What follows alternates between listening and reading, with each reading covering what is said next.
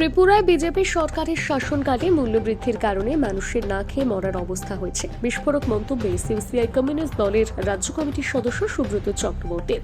প্রয়োজনীয় জিনিসপত্রের আকাশছোঁয়া মূল্যবৃদ্ধি, বর্ধিত বিদ্যুৎ মাশুল প্রত্যাহার, সিএনজি ও পাইপলাইন গ্যাসের বর্ধিত মূল্য প্রত্যাহার, বেকারি সামগ্রীর মূল্যবৃদ্ধির বিরুদ্ধে এবং বৈদ্যুতিক স্মার্ট মিটার বসানো বন্ধ করার দাবিতে শুক্রবার আগরতলা বটতলায় এক বিক্ষোভ কর্মসূচি সংঘটিত করল সিপিআই কমিউনিস্ট ত্রিপুরা কমিটির সদস্যরা। সংবাদ মাধ্যমের মুখোমুখি হয়ে সিপিআই কমিউনিস্ট রাজ্য কমিটির সদস্য সুব্রত চক্রবর্তী কি জানিয়েছেন শোনাচ্ছি। গতকালেই পত্রপত্রিকায় বেরিয়েছে যে সিএনজি এবং সিএনজি গ্যাসের মূল্য বৃদ্ধি হবে। এই মূল্য বৃদ্ধি ইউনিটে 50 পয়সা করে হবে। আমাদের বক্তব্য হচ্ছে যে মূল্য বৃদ্ধি হচ্ছে, এটা দেবে কে? এই মূল্য বৃদ্ধি তো সাধারণ মানুষ দেবে।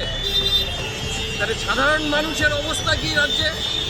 সাধারণ মানুষের অবস্থা, তার কাজ নেই, চাকরি, যুবকরা চাকরির জন্য ঘুরছে, যত দিন যাচ্ছে চাকরির কোনো খবর নেই, রুটির কোনো ব্যবস্থা নেই।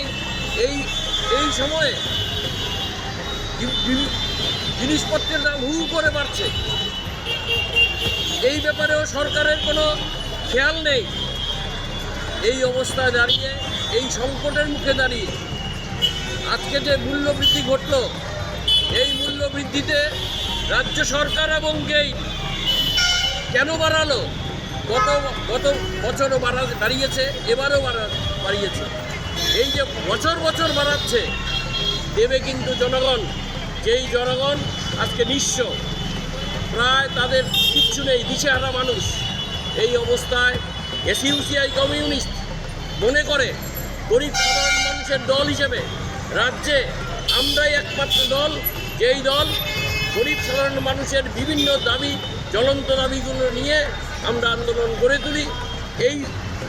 এই চিন্তাকে সামনে রেখে, এই লক্ষ্যকে সামনে রেখে আমরা রাজ্যের প্রতিটি মানুষকে সরকার এবং গেইলের যে অন্যায়, জনবিরোধী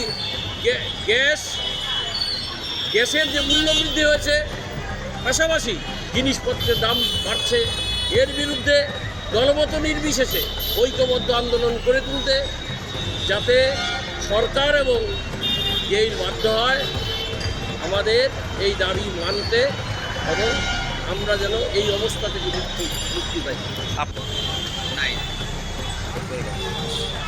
এই নাম লিখতাম, আমার নাম্বারটা কোথায় আছে?